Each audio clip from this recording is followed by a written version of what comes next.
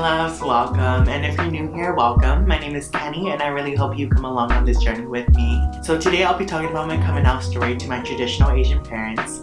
I think I came out back in 2018. He's inside the closet. So just a little bit of background about myself. I am 22 years old. I'm turning 23 next month. I come from a family of 13 beautiful humans. 1, 2, 3, 4, 5, 6, 7, 8, 9, 10, 11, 12, 13. So I have mom and dad who reproduce 7 girls, 3 boys, and I am not gay. I am not. So out of all the kids in the family, one of them had to turn out perfect. That's me. I am the queen of the universe. I came out as the disappointment, but that's beyond the point. So I am number 10 out of Alone. kids, and I think growing up, I always found myself different from the rest of the boys in the house. I was into dance, I was into choir. That's all y'all need. The other boys were into fishing, cars, you know, the gender normative things. And even with playing games, I always chose the girl characters. So growing up, I always found it difficult in school to really be myself. And so it was hard for me to find a group of friends. I don't need friends, they disappoint me. So during my senior year of high school, I finally made the dance team. And the process itself was very vigorous.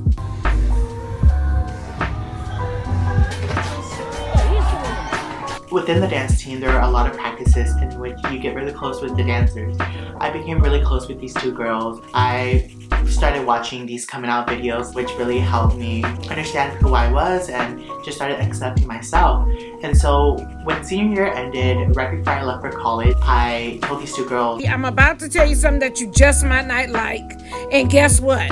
I hope you still love and care about me as your bestie after I tell you this. that I was gay. I came out to them, and they're the first 2 I've ever told. And so moving away from college, I chose to go to school in Los Angeles. Living in Los Angeles is feeling good. I came with the intentions of knowing that I wanted to create this whole new persona of me who was the true me. And so I came here with the intentions already knowing I was going to come out. During freshman year of college, you know, I was so uncomfortable, but I applied for gender neutral housing. I eventually started looking for dance teams as well on my campus, and I was able to find a new dance team. Because the team was just starting, a lot of the dancers were new to the school as well, and so we quickly became really close friends. Bestie vibes only! At that time, being surrounded by those who were also part of the LGBTIQ+ community made me feel so comforting, and so I was able to open up, tell them about my story, and tell them about who I was and what I identify as. Gay. And so flash forward to my second year of college, after accepting who I was and understanding what I liked and what I didn't like, I started contemplating, do I want to start dating? I downloaded dating apps and I started talking to people, found my first relationship. That relationship wasn't too long, it lasted like 2 months, but I learned a lot from that. I learned what I liked, what I didn't like. Do you eat ass? Sometimes. I learned about boundaries and guidelines for myself. I definitely was very heartbroken, but that led me into my second relationship only a few months after. I do not recommend. And so during my second relationship, I was definitely very naive. It was extremely toxic, very manipulative, abusive as well. I actually was hit with a hydro flask.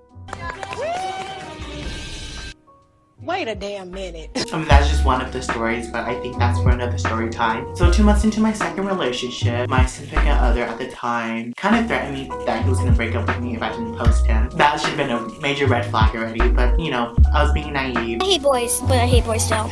Disclaimer, I do believe I was ready to come out to the world and to my family, so I felt comfortable making my decision to come out. And so I did the cheesiest thing ever. I posted a picture of us together on my social media, and I made some cheesy quote, caption it right here.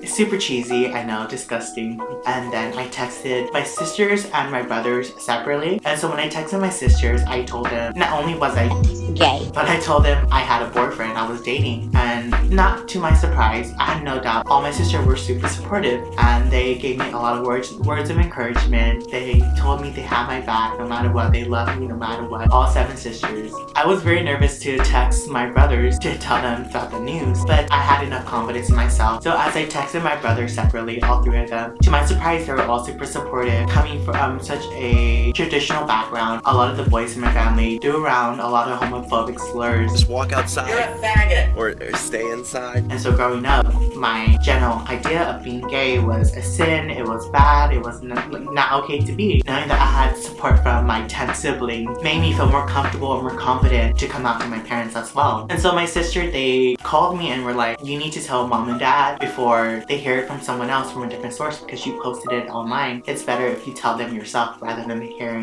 from someone else. So I took a deep breath, FaceTimed my mom, and Hey, Peppa. I asked my mom if she loved me, and she said, of course she loves me. And I was like, okay, well, do you love me no matter what? And she was like, yes, why, what's up? But this is all in my native language. I tell her, not only was I gay, but I tell her that I have a boyfriend. She goes into disbelief and she's like, It's in your ring! It's in your hate! what? And I'm just like, well, I have a boyfriend. You know, we've been dating for a few months now. And she goes and says, well, God didn't create man and man to be together. God created man and woman. How are you gonna give me grandkids? And I was like, well, I mean, there's different options for me to give you grandkids. Like, there's me getting a surrogate or IVF, adoptions. And so there's other ways for me to give you grandkids if that's what you want. And then my mom goes, what does a boy have that a girl doesn't have? I'm like, wow, that's a great question. girl, let me tell you. First of all, there's a lot of things that a guy have that a girl do not have in terms of physically. And, you know, men are trash, but unfortunately for me, I'm attracted to them.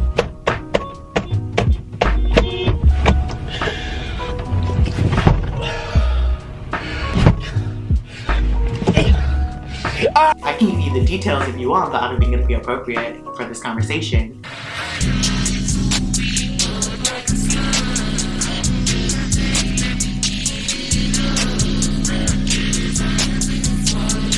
She questions, well, is there not enough girls in LA? And I'm like, there's a lot of girls in LA, it's just I'm not into the female anatomy. I mean, they're beautiful, but she's disgusted. And I'm like, okay, well, I can't do anything about how I feel. Whether you give me your support or not, I know I have my support from the rest of my family. And so my mom gives the phone to my father. He asks me what's the issue. And I tell him I have a boyfriend. And so he's like, what you said? Queen. And he was like, well, genetically in our family tree, there's nobody who's been gay, and so you can't be gay. And I was like, I don't think that's how it works. We do have an uncle who identified as part of the LGBT community. So my dad goes to tell me that if I don't break up with my ex at the time, he was gonna disown me.